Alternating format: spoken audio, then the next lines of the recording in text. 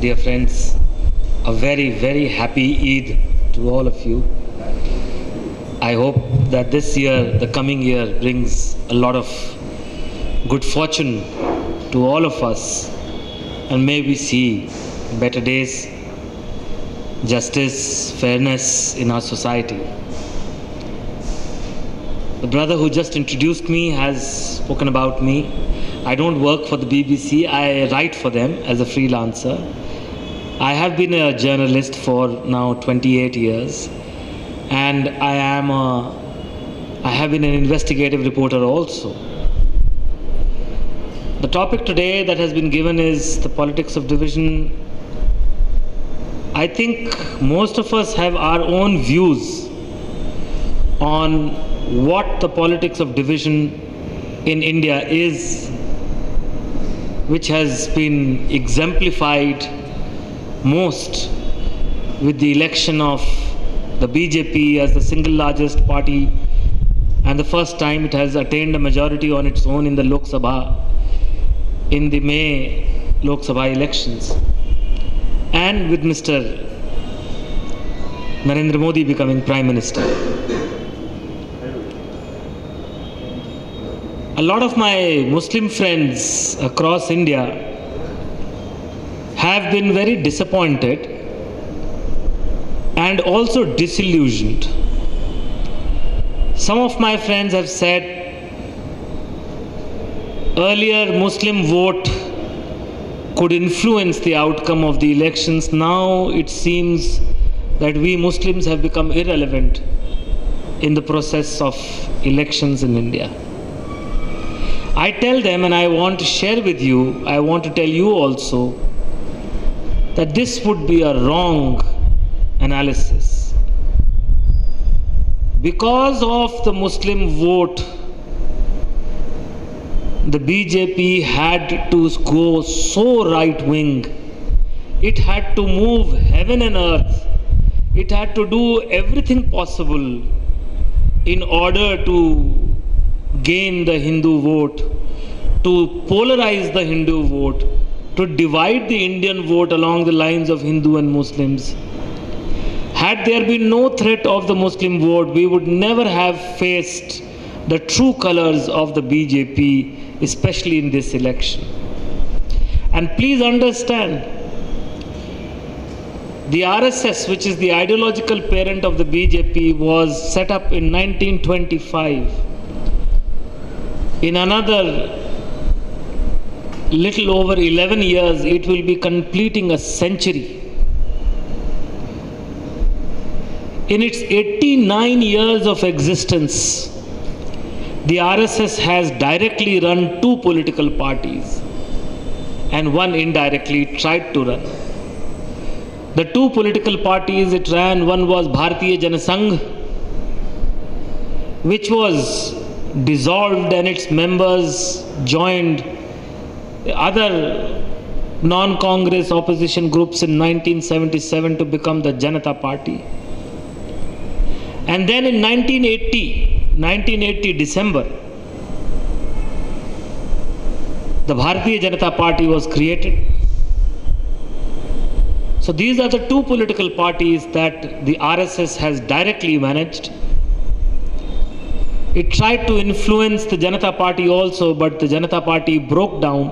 Most of you were not even born during that period, so therefore you would not know about it. So I will not spend too much time on this lesson of history. But the point that I am trying to make is that in 89 years of its existence, in 60 years of electoral politics in which it created two political parties, the best that the BJP or the RSS has managed for its political parties is 31% of the national vote. Let's not forget this important fact.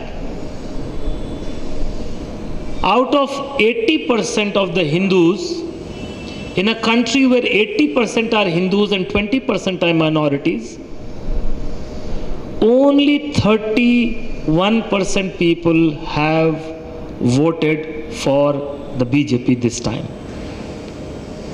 Even if we say that all 20% non-Hindus voted for the BJP, even if we agree to that, which is not true, but even if we agree to that, it means that not even still, if you think that 31% is entirely made up of Hindus, of 80% Hindus, then that figure would still not be 50%. That figure would still be around 40% of Hindus have voted for the BJP, which means that about 60% of Hindus have not voted for the BJP. Remember this, it's very important for us to remember this point, because we are talking here about the politics of division.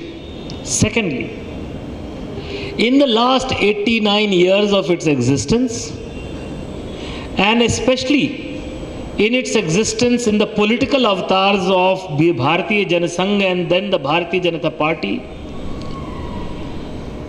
there has been no more a rabid and bigoted leader than Narendra Modi.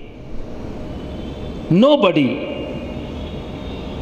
They have all been bigots because the politics of fundamentalism, religious fundamentalism, the politics of it is inherently sectarian, irrespective of which followers of which religion practice it. And even then, of all the leaders they have had before Narendra Modi, the most right-wing radical Hindutva leader had been Lal Krishna Advani. So, in 89 years of the RSS existence, in 60 plus years of its political existence through the two political parties, the most right-wing rabid leader to emerge, Narendra Modi, gets 31% vote. And only 288 seats, not even 300. Indira Gandhi, Nehru, Rajiv Gandhi, they all won more than 300 seats in the Lok Sabha during their elections. So the record of secular politics in India is still far better than the record of Hindutva politics in India till date. And I can't imagine any more right-wing politics from any BJP politician, RSS politician to emerge now. Because this man has spent billions of dollars in advertising, marketing, on social media. This is a huge campaign that they ran. And if it had not been for Rajasthan, Madhya Pradesh, Gujarat, UP, Bihar, the BJP would have got not more than 100 seats. Now they have got every single seat in Gujarat, 26 out of 26. Every single seat in Rajasthan, 25 out of 25. Every single seat in Delhi, 7 out of 7. Every single seat in Himachal Pradesh, 4 out of 4. Every single seat in Uttarakhand, 5 out of 5. 43 out of 48 for BJP Shiv Sena in Maharashtra. 26 out of 29 in Madhya Pradesh. These are their strongholds. Assam, 7 out of 14.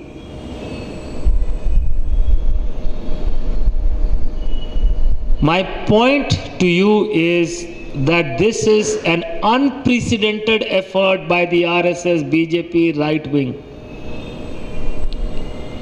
I don't see it getting any more right wing. The only way this can get more right wing is if these people attack Pakistan, launch a war, which I doubt, because the minute you cause an attack, it brings the economy, it crashes the economy. Look at what happened in the United States. In 2001, it invaded Afghanistan. In 2003, it invaded Iraq. Today, it is in such a pathetic state that Barack Obama has refused consistently to commit his army in Syria, in Libya, in Ukraine, because he knows that the minute you send your army, financial drain starts. And there is no way, there is no politician on earth who can save an economy after a war has been launched.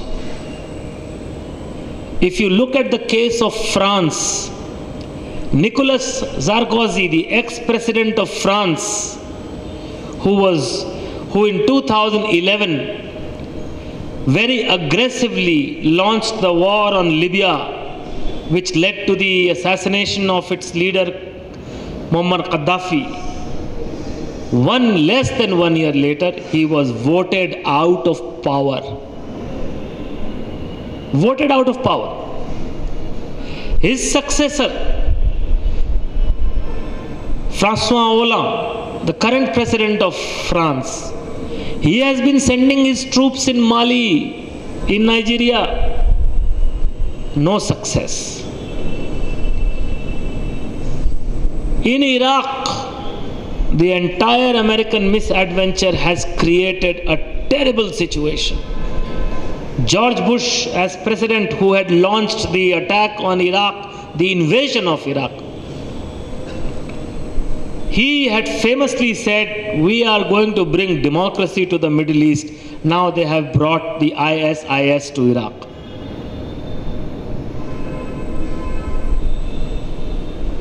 Afghanistan, now that the American troops are withdrawing, we will see how the Taliban is going to surge ahead again. So war does not bring peace.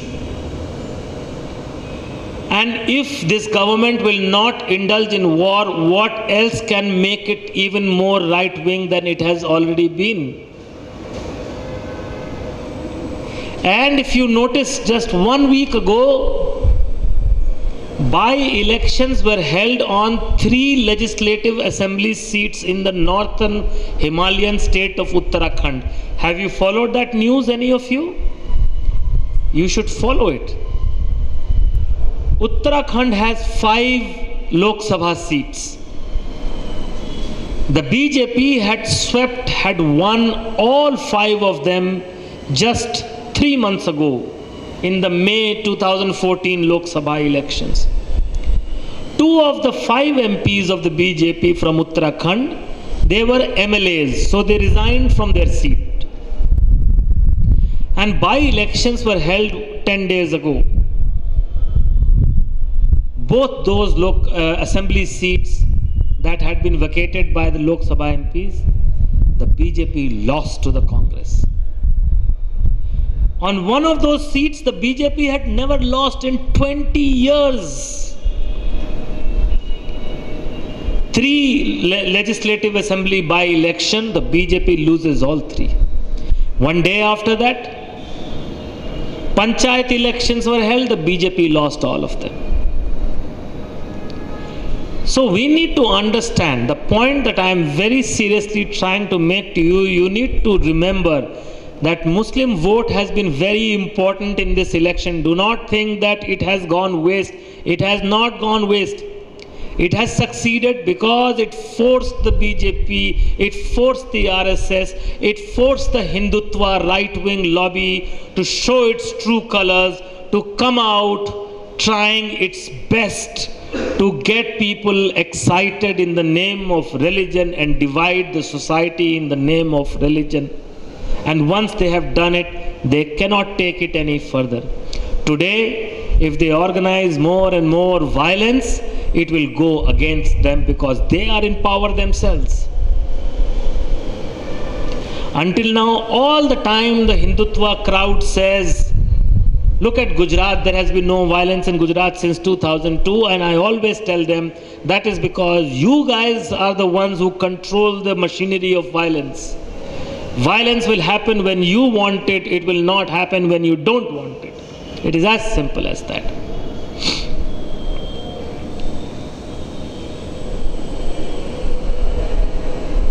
let me get back to the numbers again. When we say politics of division,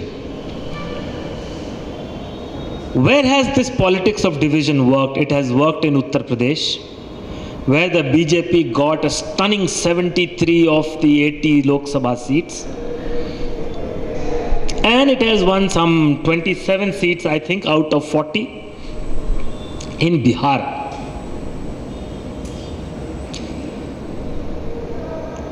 They are trying their best to create more and more violence in Uttar Pradesh. They tried it in Muradabad, but they could not succeed. A very strong district magistrate stopped the violence. They hit him and he lost his eye. Then they have tried the same thing in Saharanpur. You must have read about it in the newspapers and watched it on television. But the key thing is that the people of India today who had voted for a government which promised that it will lower, for a party which promised that it would lower inflation, it will bring down prices of essential commodities and vegetables, it will create employment, is not looking in that direction at all. So more and more violence can only split the society. It cannot anymore consolidate the society. Having said that, it would be wishful thinking to say that the elements that divide society along religious lines are going to find an end very soon. I am not hopeful of that.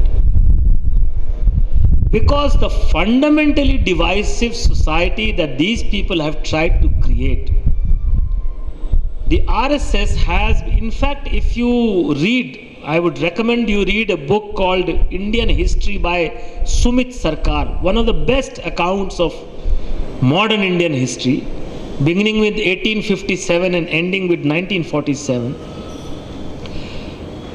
One of the first incidents of mass-scale communal violence between Hindus and Muslims were organized in 1893.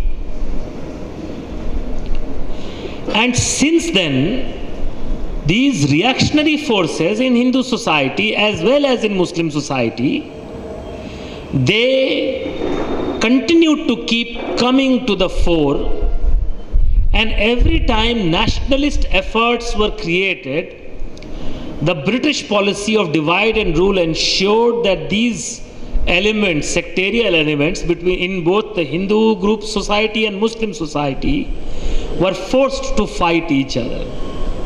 Some of you may have read in history that in 1905 there was a division of Bengal between East and West, which created massive polarization between Hindus and Muslims. And in 1911, suddenly that division was undone. Bengal was united again, but the damage continued because this time now the Muslim part of Bengal was very angry. So the country's government from the time of the British have continued to play this game of divide and rule.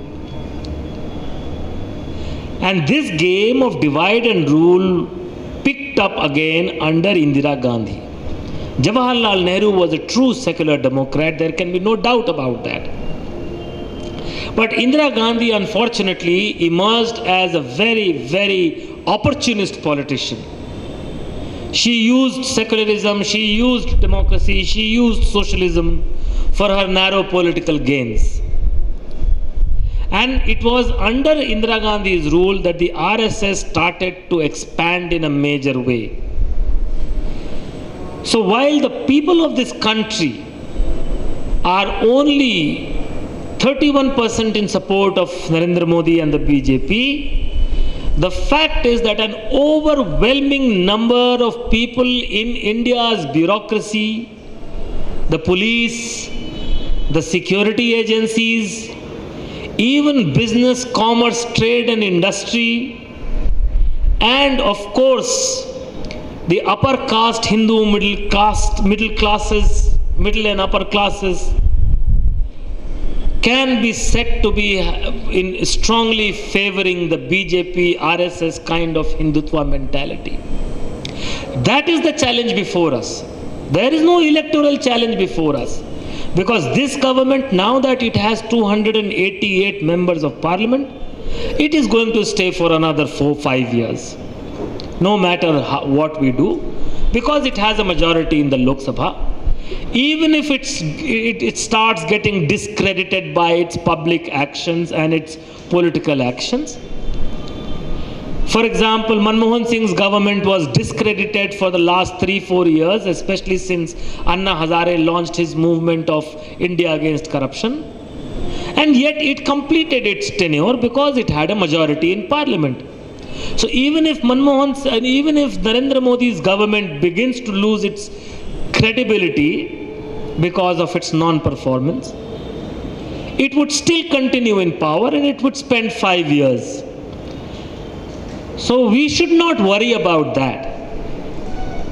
We should be very clear that unless a government in this country has pro-people policies, unless it brings definite, clear-cut, material benefit to the ordinary hundreds of millions of Indian citizens, no party, political party or government can hope to be rewarded with successive electoral benefits. It is not possible. Mulayam Singh Yadav's government has failed, his son's government has failed in UP. The same people who gave it a huge mandate in 2012 assembly elections completely rejected it this time. The leftists, communists had 34 years to rule West Bengal. They did not deliver a good administration. The people of Bengal rejected them. So it's important to remember that the people will back you only if you are able to deliver. And when it comes to delivery, then no economic model in the world today can function that picks and chooses who to benefit. If there are 50, 60 people sitting here, then if we say that we will give water to only 5 people here and then 4 people at the back, will not create prosperity, will not quench the thirst of this entire group here. Therefore, when we talk of politics of division, we need to remember that before us the challenge is not to defeat BJP politically, because that will happen on its own. But the challenge before us is to defeat the sectarian mindset that exists in the upper class, upper caste, middle caste, Hindu middle classes, the extreme radicalization in Hindutva and anti-Muslim Islamophobic feelings that exist in the police of this country, in the security agencies of this country, in the bureaucracy of this country, because that is the real danger and the real threat. Now, how do we handle that? How do we combat that? Friends, as all of you are aware, ever since 9/11 happened in the United States, when 4 planes were hijacked and were used to cause the deaths of thousands of people, the security paradigm across the world has changed. 9/11 has proved to be a fantastic opportunity for the world's defense manufacturers, because using 9/11, politicians all over the world have managed to put deep fears in the minds of their citizens that if you don't give us the powers to control the security narrative, if you question us on human rights, If you question us on strict laws, then 9/11 will be repeated.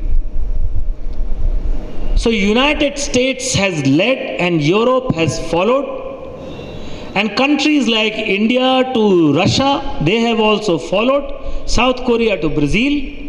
Overall, in the entire world since 9/11, we have seen that an architecture of stricter and stricter terrorism laws has been created. Am I making sense here? Is it making sense to you? What has happened is that because of 9/11, the human rights, the fight for human and civil liberties has been deeply affected. Internal security agencies such as the police and the paramilitaries, as well as the judiciaries all over the world, have armed themselves more and more against the ordinary citizen. This has resulted in India in the wrongful and fraudulent arrest of thousands of innocent Muslim men as well as women, most of them under the age of 30, on fabricated charges of terrorism. And this has nothing to do with the BJP. This has happened increasingly over the last 10 years, from 2004 to 2014, when the Congress-led UPA was in power. So don't fool yourself into thinking that this is a BJP agenda and that the Congress was a better government. No, they are the same. Why? Because ultimately they are all trying to fit in with the narrative of the bureaucracy, the security agencies, the business, economy, commerce, trade, industry of the middle classes of India, who are predominantly Hindu and who have been convinced since 9/11 that Muslims are involved in terrorism. So it will not help if we fight BJP. What we need to fight is the mindset. We have seen in states ruled by the Congress party. The Congress party has ruled Maharashtra since 1999. This is the 15th year. In another 4 months, 3 months, there are elections in Maharashtra, assembly elections. And it is in these 15 years, it is the Congress party which has created the Maharashtra Control of Organized Crime Act, which we know as MACOCA. Dozens upon dozens of Muslim men and women are in prison in Maharashtra under MACOCA on charges of terrorism. How do we fight that mindset? How do we expose the huge lie and falsehood that has been created in this country, preparing a wrong environment, a false environment, that India's young Muslims are indulging in terrorism? How do we fight that? Because unless we fight that, you see, even the UDF government in Kerala, the LDF government in Kerala has not been able to combat this. Mamata Banerjee has not been able to combat this. Mulayam Singh Yadav, who is a self-styled messiah of the Muslim people, he has not been able to combat this.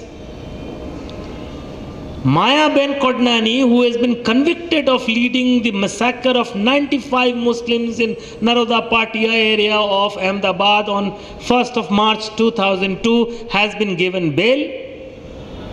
But Abdul Nasser Madni, who was acquitted in the Coimbatore bomb blast case of 1998, after 6 years in prison and was re-arrested after 2 years, has been in prison for 4 years. Only now he has been given a 1-month bail because of his ill health.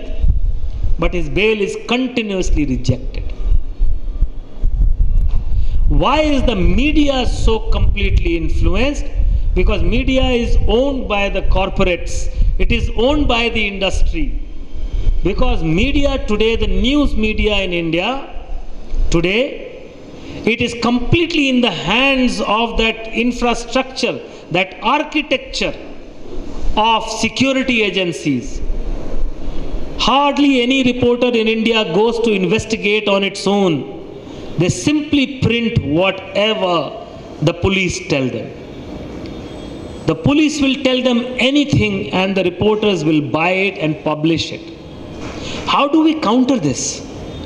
How do we, as not just as Muslims, but as right-minded people, as people who believe in the idea of India, as people who believe that the only idea of India that can reasonably have a chance of succeeding is an India where the law is equal for everyone, where there is no discrimination, no exploitation, no deliberate targeting, racial profiling or religious profiling. How can that India succeed if such an architecture of hatred and bigotry exists at the top levels, people who run and move this society? In my understanding, this politics of division can be combated in three ways. And all three ways we have to accept and adopt and implement. Of course, some of it is already happening. One of that, the first way is the judicial way. We have to strengthen the fight against the system which falsely implicates hundreds upon hundreds of our young men and women and keeps them in prison. I have traveled all over India. Please let me know how much more time. So give me a note, 10 minutes remaining. I have traveled all over India.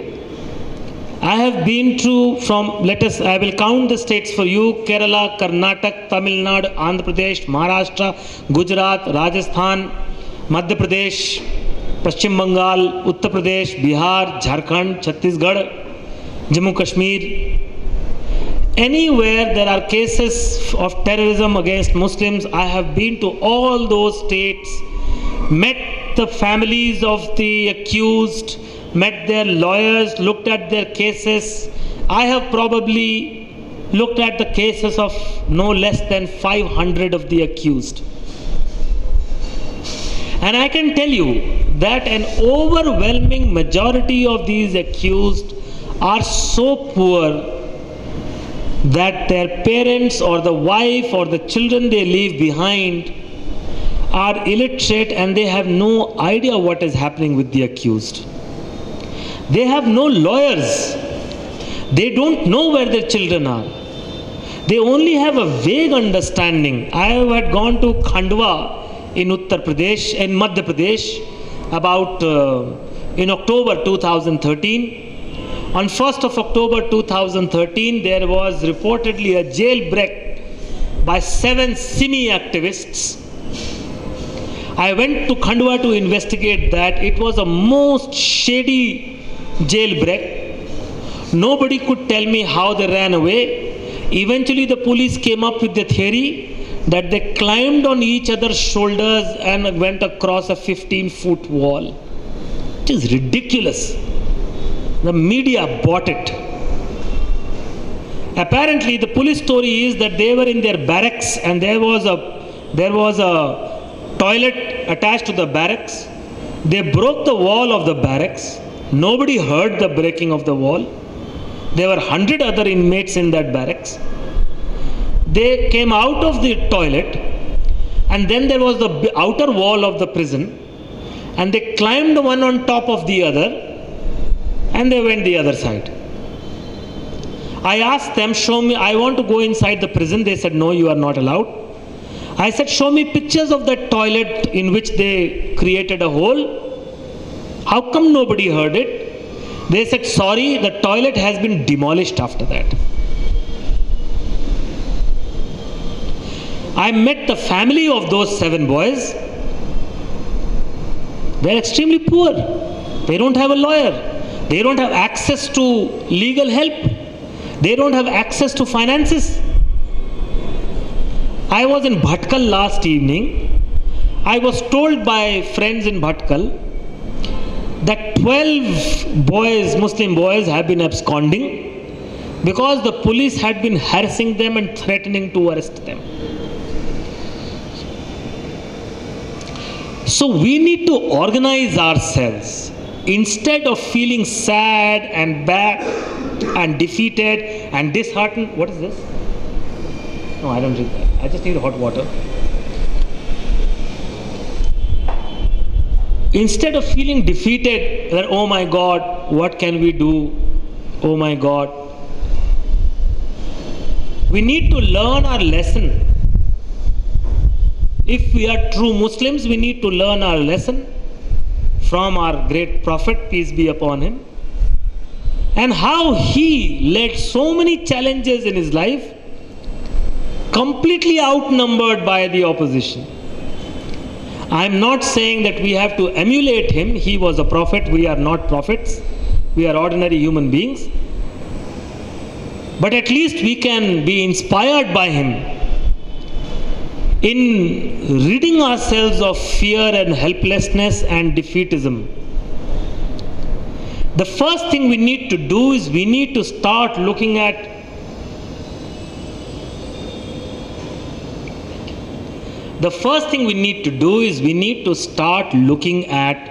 how as a society, as a people, we can consolidate our efforts in finding out exactly how many Muslims are in prison all over India, what is happening to their various cases, what are the allegations against them.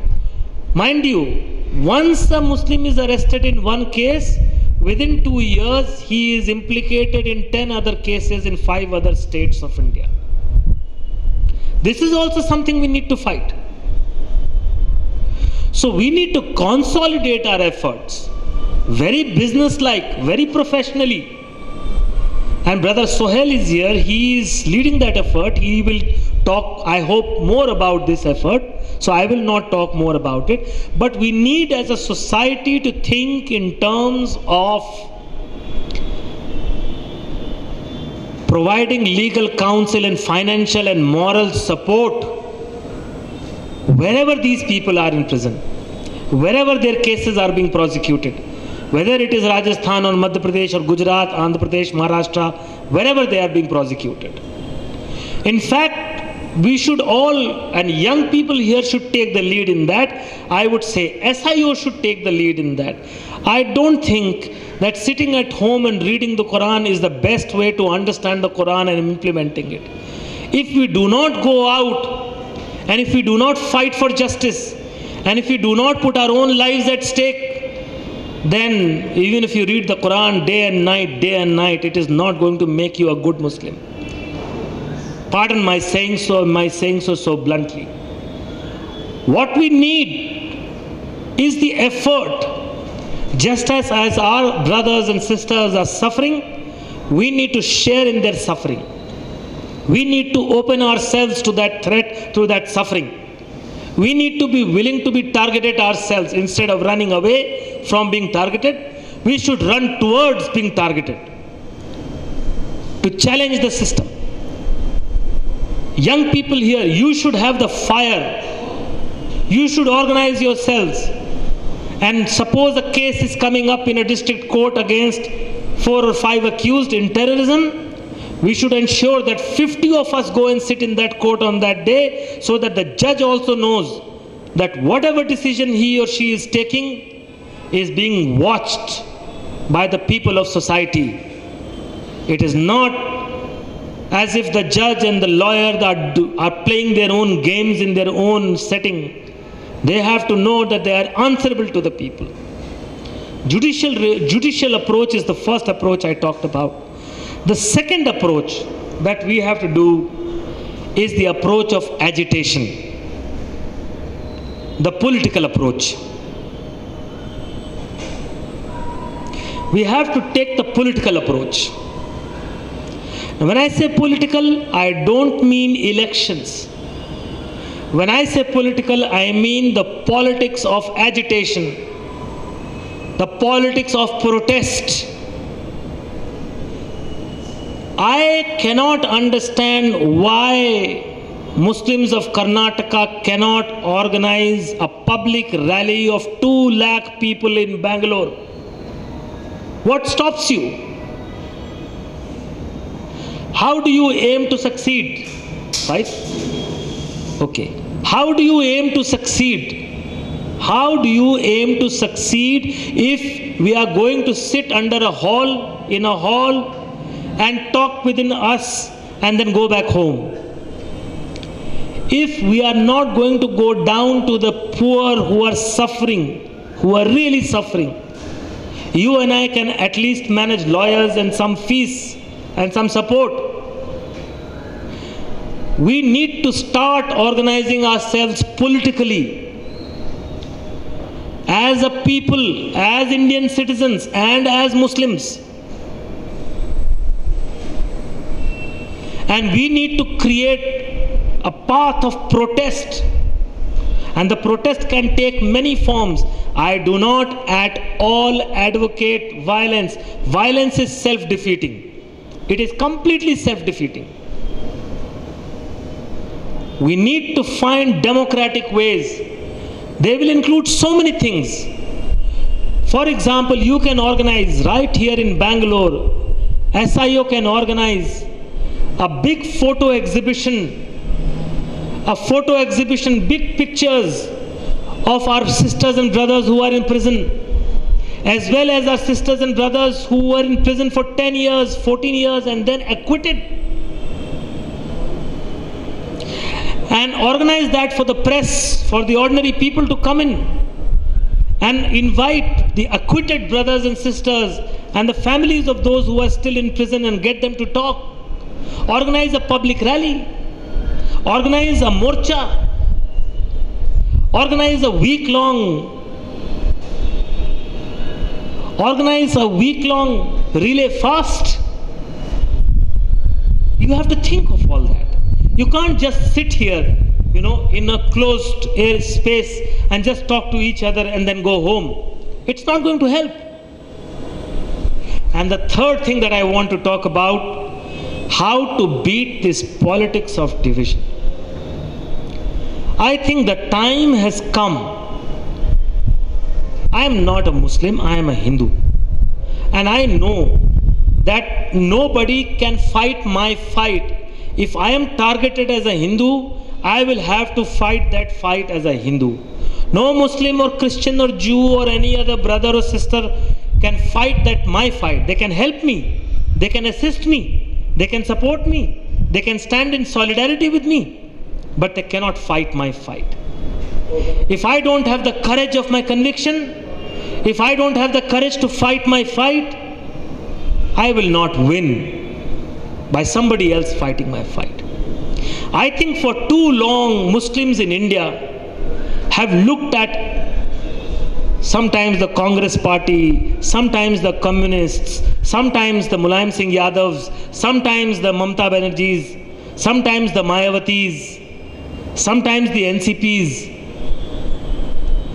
And that is why the Muslim vote is perpetually exploited by cynical, self-acclaimed secular parties of this country. They are as cynical as the BJP is. They are no less cynical. They are as fraudulent as the BJP is. The so-called secular parties such as the Congress or Samajwadi or Baspa are as sincere towards the Muslims as the BJP is sincere towards the Hindus. The BJP is not at all sincere towards the Hindus. Similarly, these parties, I think the time has come when Muslims have to start talking within themselves openly that we reject the Congress, we reject Mulayam Singh Yadav, we reject all of them as much as we reject the BJP. We cannot be taken for granted. That is what Muslims of India need to say. We cannot be played around like a herd of sheep, a flock of sheep. Because ultimately what these parties do is make use of the Muslim vote, and they keep fear in you that the BJP is going to, the RSS is going to make life hell for you, therefore vote for us. This is how local bullies collect their haftas, that we protect you. I don't think Muslims need anybody's protection. I don't think any human being on the planet needs anybody's protection. Because nobody can protect us from eventual death. Each one of us is going to die. At least as long as we are alive, we should be able to do our best to remove fear from our hearts and live with dignity and give ourselves the dignity. We need that. I can guarantee you the day even 10,000 Muslims, without any fear or violence in their heart, they come out on the street, the system will begin to go into retreat. No fight is won without actually entering that fight by putting everything at stake. So friends, I will conclude my conversation with you. I will be very happy to take any questions as the chair of this session will decide. I will just recap the three things that I have spoken to you about. We need a judicial process where we as a society, as a people, as a community need to come together, create effort to start helping the people who are in prison through money, through financial help, through our own presence in those cases. Secondly, we need to organize ourselves politically for political agitation. And thirdly, we need to organize ourselves in electoral terms where we refuse to be used as sheep and we say we are not going to vote for any of you. We will not vote for the Congress unless you promise us these are the 5 things we want. Otherwise, we don't need you. We will fight our own battles and we will win our own battles. Thank you so much. Jai Hind.